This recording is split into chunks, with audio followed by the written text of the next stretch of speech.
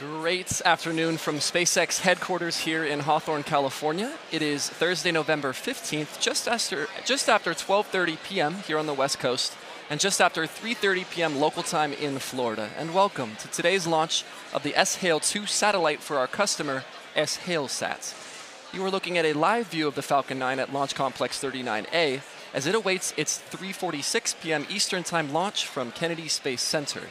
My name is Brian, and I'm a software engineer here at SpaceX. And today's mission will be SpaceX's 18th launch this year and the 12th flight-proven booster to fly in 2018 alone. Now, after stage separation, we do plan to land the first stage back on our drone ship named Of Course I Still Love You, which is currently stationed just off the coast in the Atlantic Ocean.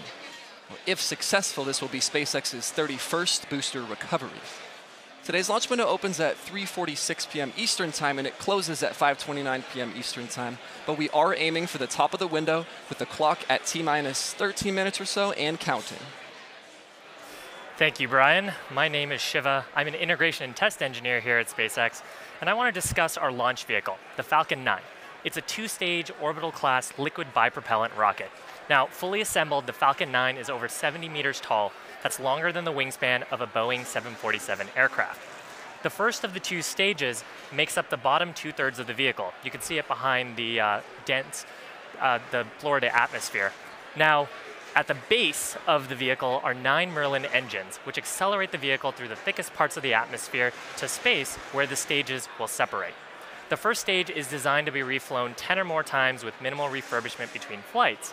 And in fact, this is a flight-proven first stage, which previously launched the Telstar 19 Vantage spacecraft last July. It'll be attempting its second recovery today.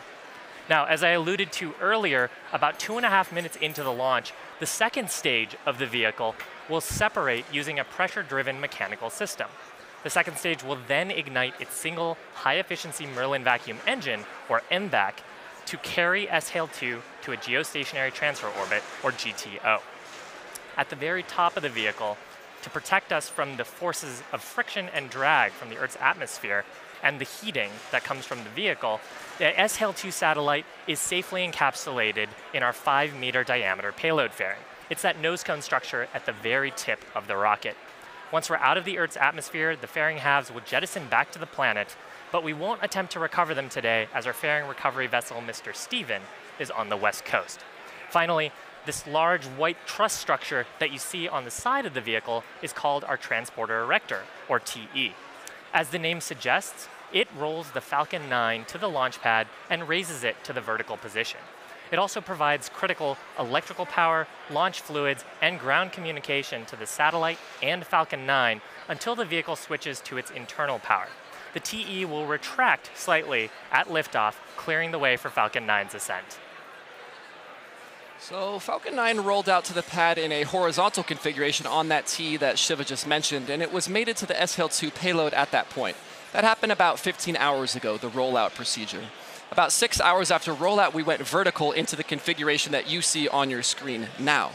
Now, in this final configuration for flight, the launch director then gives a go or no-go pull to begin the prop loading procedure, a very important milestone before we launch.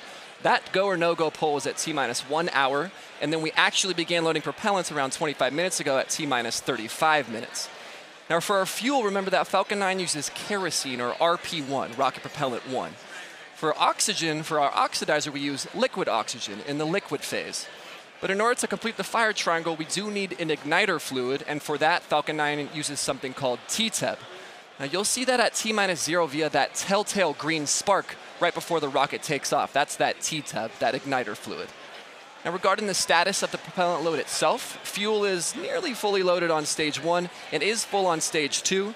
Liquid oxygen is about 80% or so on stage 1 and about 60% or so on stage 2. But once all the tanks are full, both stages will continue to be topped off with propellant until about T-minus 2 minutes. And we do that to keep the temperatures as cold as possible. The lower the temperature we can bring it to means it's a denser fluid, which allows us to fit more propellant into the same size tanks of that rocket. Now, while those two were propellants, we also have pressurant on board.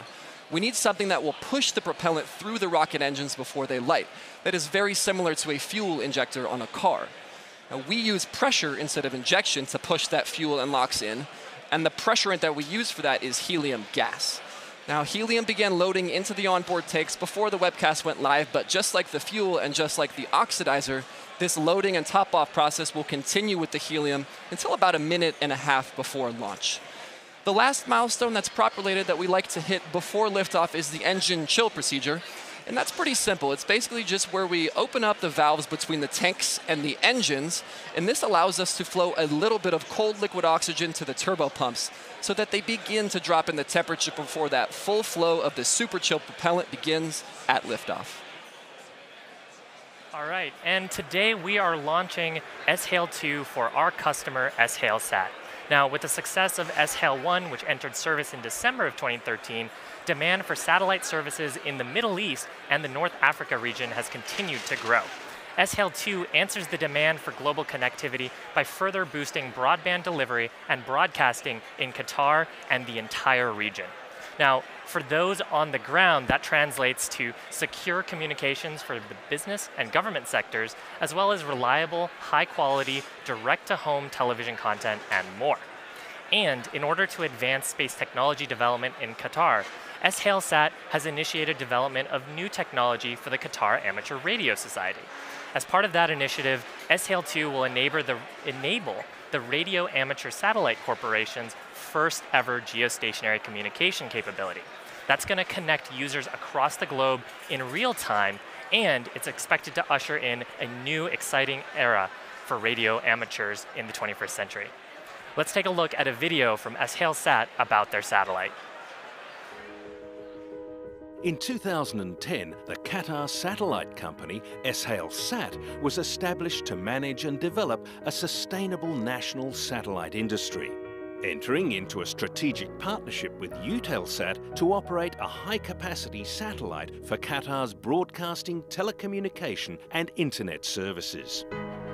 And Space Systems Loral was selected to build the first high-performance satellite, SHALE-1. It would take 3 years to build and weigh approximately 6 tons, eventually orbiting 36,000 kilometers above the Earth's surface. Space Systems Loral provided SHALE-SAT with an intensive 2-year satellite engineering internship program for 4 engineers to become the country's first satellite engineers. In 2012, Ariane Space was selected to launch SHALE-1 from the French Guiana spaceport. And SHALE-1 entered into service on Qatar National Day 2013, with SHALE-SAT's 24/7 management center in Doha monitoring TV channels, business and data services. In 2014, SHALE-SAT selected the Mitsubishi Electric Company to build its second satellite. And in 2015, a state-of-the-art teleport facility began construction in Doha, which is now nearing completion and set to open by the end of 2018. Meanwhile, the Mitsubishi Electric Company completed work on SHALE-2 and shipped it to SpaceX, Cape Canaveral, Florida. Now, SHALE-2 is ready for launch, and the journey of SHALE-SAT will continue. SHALE-SAT, space to deliver your vision. All right, now that was a great video from SHALE-SAT, and we're very excited to fly that exact payload from the video just 4 minutes from liftoff here.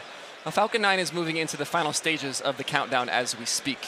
Today's launch window is 113 minutes long, about 2 hours, and if for some reason we can't launch today, a backup is available tomorrow, Friday, November 16th at 3:48 p.m. Eastern Time, about 24 hours from right now.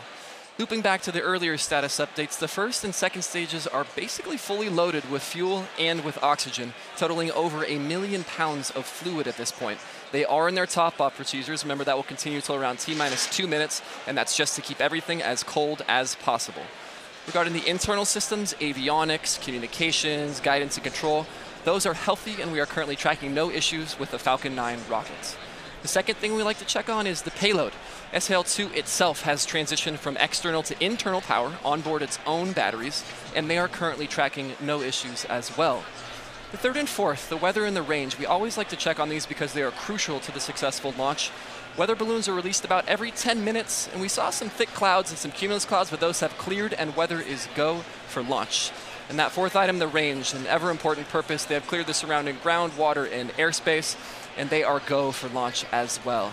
Now at this T-minus 60-second mark, as we come in a few minutes, it's a pretty interesting thing that happens. Listen in for the announcement that the Falcon 9 is in startup. Now that implies the vehicle state machine has transitioned to the place where all of the onboard flight computers have fully taken over the vehicle. There are no more humans in the loop at that point. So the onboard autonomy, the software that I enjoy working on, is in complete control of the vehicle. So that's a neat transition from the humans in the loop to the machines in the loop for the 60 seconds before launch. So as we near that T-minus 0 mark, let's listen into the terminal countdown nets.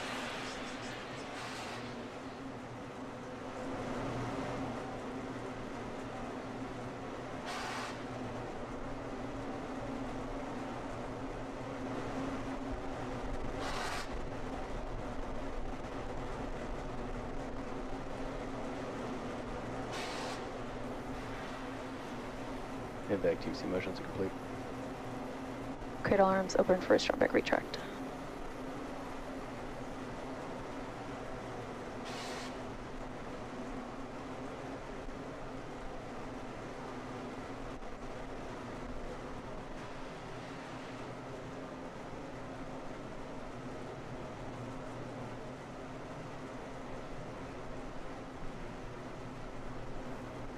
Pogo bleed verification.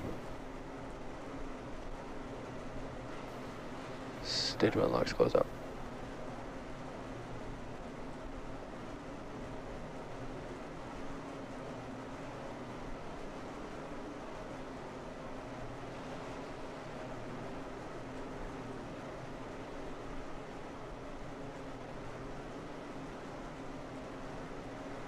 Strong back is at retract angle of 88.3 degrees.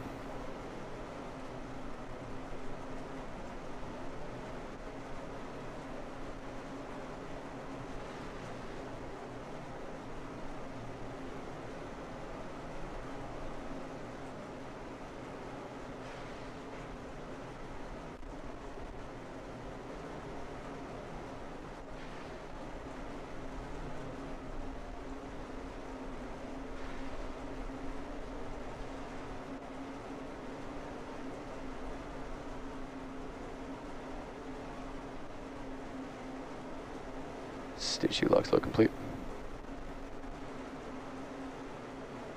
And Falcon 9's on internal power.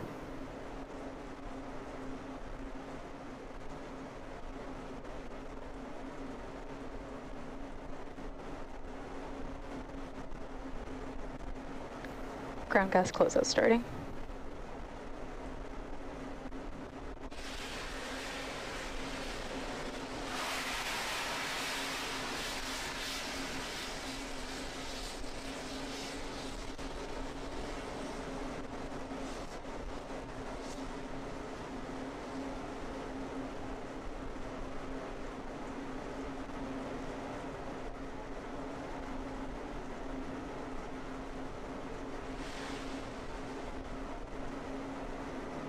Ground gas closeout's complete. Falcon 9's in startup.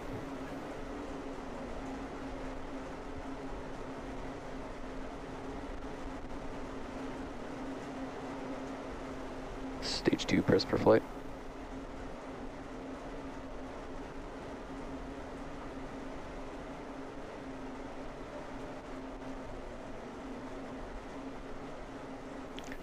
Go for launch.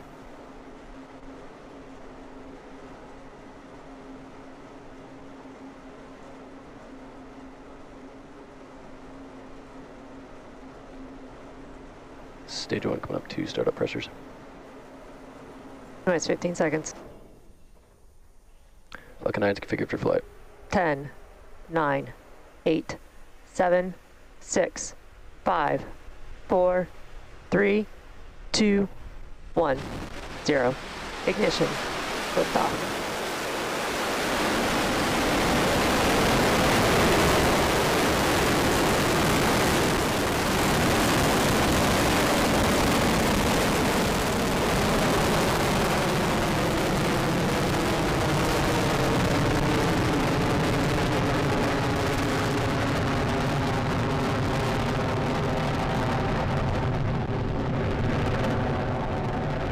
Check down range.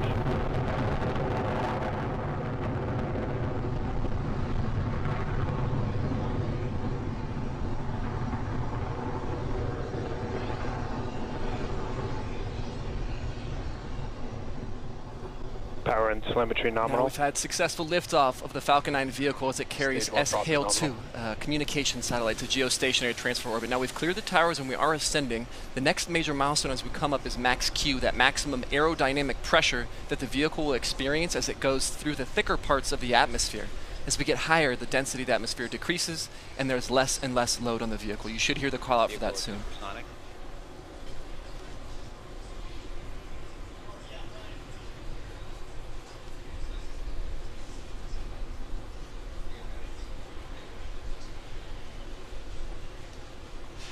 Vehicle has passed through maximum aerodynamic pressure.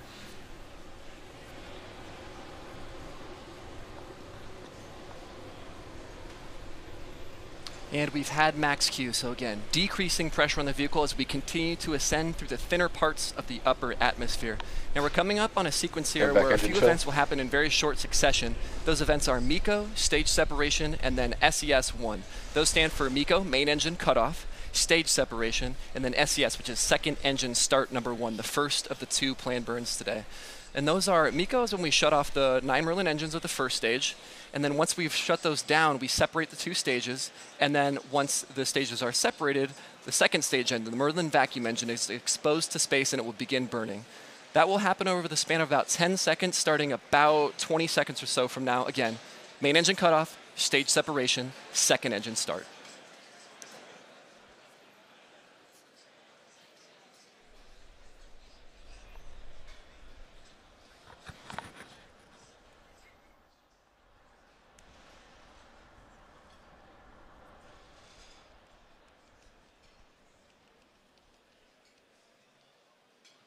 MECO, we have stage separation.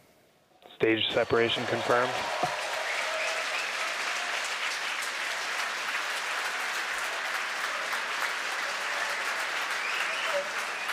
And back ignition.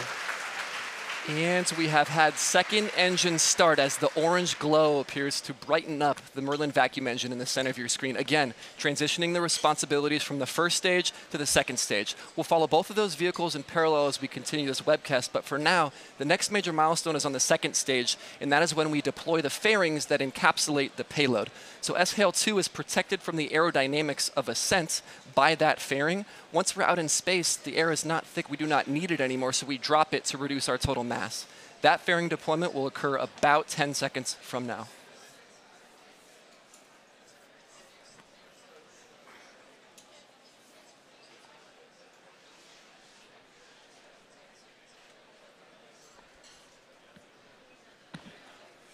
Fairing separation confirmed.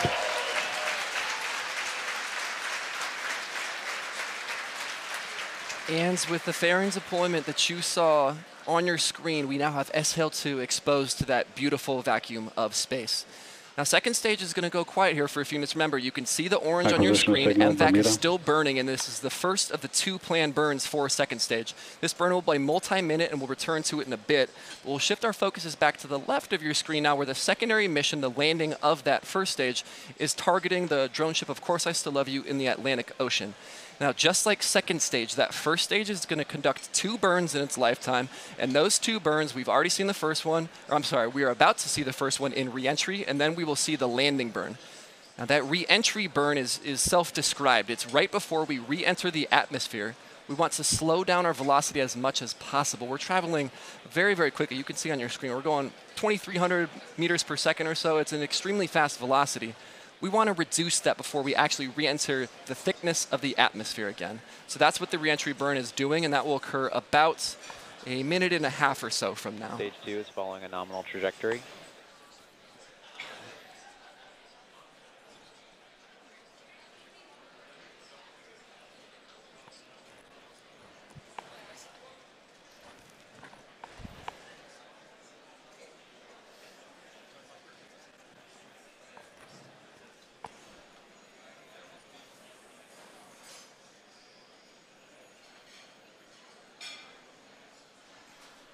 Now, if you're just tuning in, we've had successful ascents of the 2 stages. They have separated. Second stage is continuing on with SHALE 2. First stage is coming back. We're about a minute away from that re-entry burn to slow us down. That re-entry burn itself will last for about 20 seconds, reducing our velocity before we get into the density of the upper atmosphere.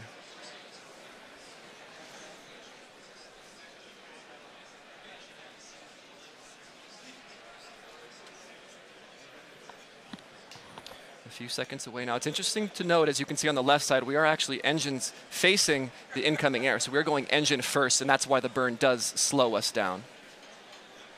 As the vehicle burns its engines, that will push us back up. And because we're going engine first, that will slow us down and decelerate the vehicle.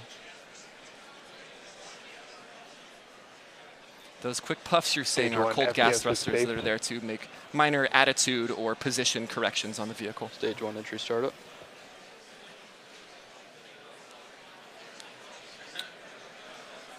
And that footage is being sent down from onboard cameras in space. So you can see through the choppiness there that the entry burn has started. Remember, 20-second burn in total for the reentry.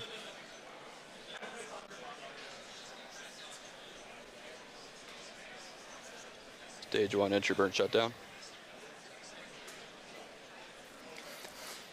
And the entry burn has concluded. As you can see the exhaust there on the left side. Now we're going to go into the second of the two planned burns, the landing burn soon. But it's worth noting that we'll have a very short sequence here as well. While the landing burn is occurring, second stage is going to conclude its first of two burns. So you'll see the landing burn start on the left side of your screen, and then you'll see the second stage stop firing on the right side of your screen. And then about 20 seconds after, you'll see the left stage hopefully come down with 0 velocity on the surface of the drone ship. Landing burn start. SECO number, landing burn conclusion.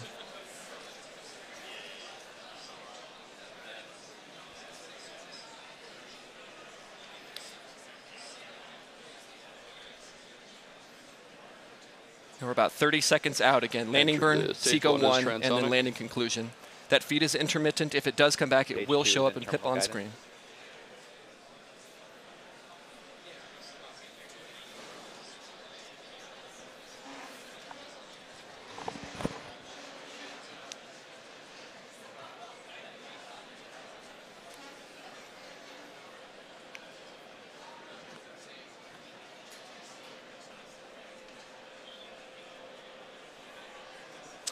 And there was SECO. You caught it at the very end there. Don't know exactly what's happening with the landing, but we'll report back for that as soon as we have information. But you saw that blip there at the end where SECO 1, second engine cutoff number 1, did occur, where the second stage stopped firing. We're going to check some data and tune in on first stage here in a second. Nominal orbital insertion. All right, landing shutdown.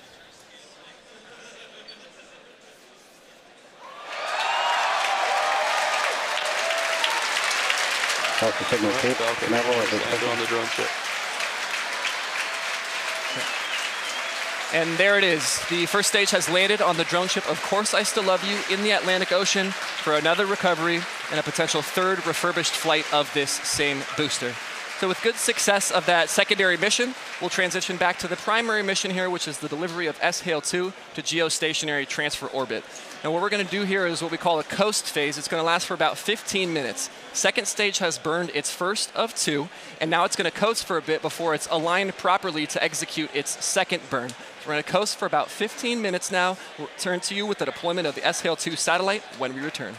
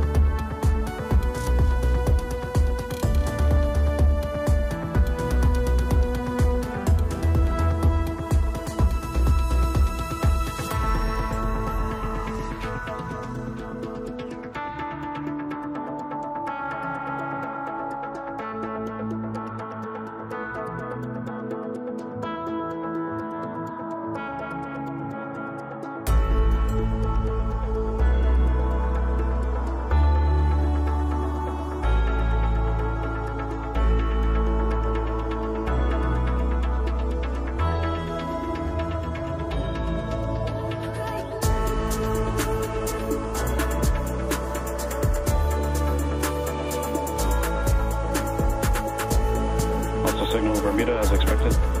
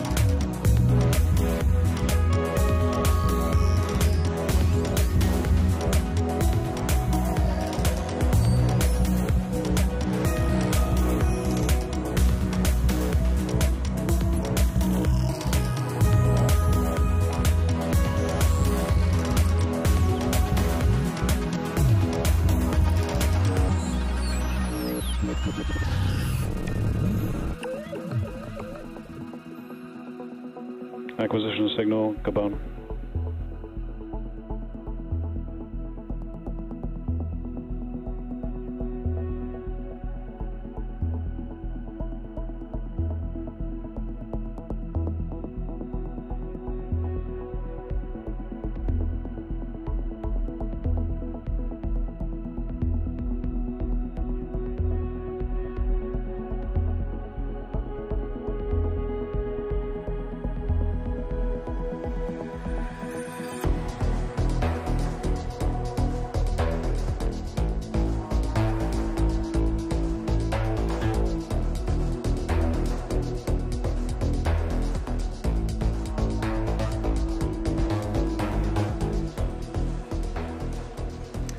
Welcome back to SpaceX's launch of the SHALE-2 satellite.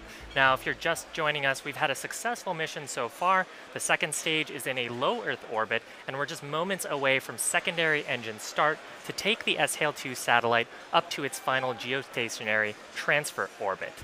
That's coming up in about 40 seconds. So let's watch for SES-2.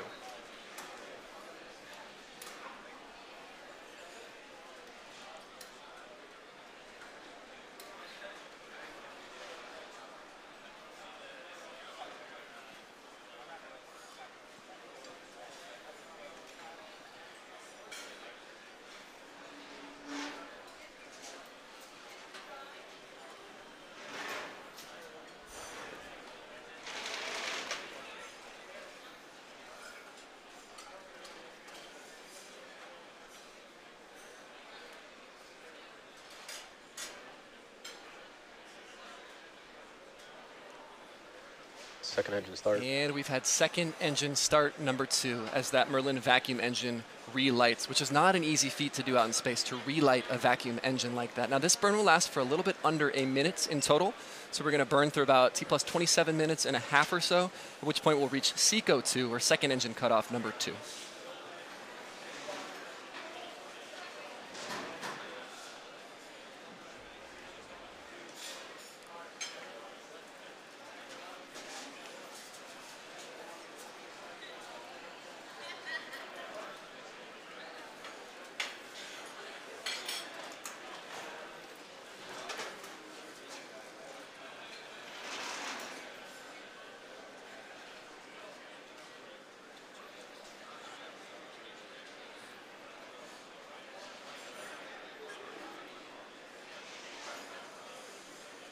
And that cut off. And second stage has concluded its second and final burn for that second stage as it delivers SHALE-2 to geostationary transfer orbit. Now what's going to happen here is we're going to coast for another 4 or 5 minutes or so, just like we coasted between first and second. We're going to coast between now and the actual deployment of the payload in its correct trajectory. So we're in a good orbit for now. Stage 2 and SHALE-2 are still mated. We're going to coast for about 4 minutes here, and then we'll deploy the satellite.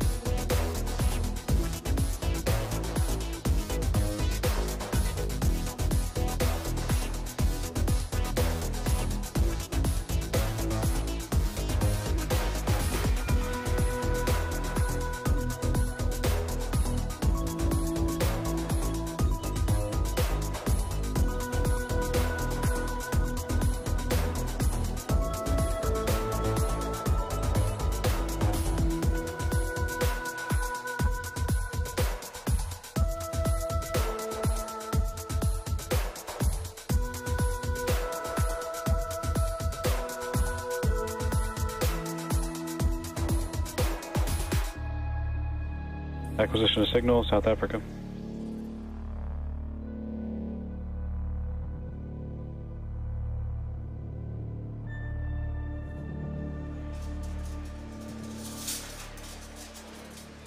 Welcome back to our webcast. Now, if you're just joining us, it's a great day for the second stage. We just finished SES-2 and are moments away from deploying the SHALE-2 satellite into its geostationary transfer orbit. And the deployment of this payload is really the culmination of today's entire primary mission. We have different payloads that Falcon 9 as a launch vehicle flies, and we have different ways to adapt those to the payload. For SHALE-SAT, we need a mechanical connection to hold SHALE-SAT before we push it away. Now that joint is held together with small springs that when we release them, just gently push that payload away into its final orbit. Now, after the second stage deploys SHALE-2 into its geostationary transfer orbit, that's it for the Falcon 9's mission. However, the satellite's onboard propulsion system will slowly raise its orbit into its final circular geostationary orbit. So here we go at the very end, the payload deployment coming up about 20 seconds from now.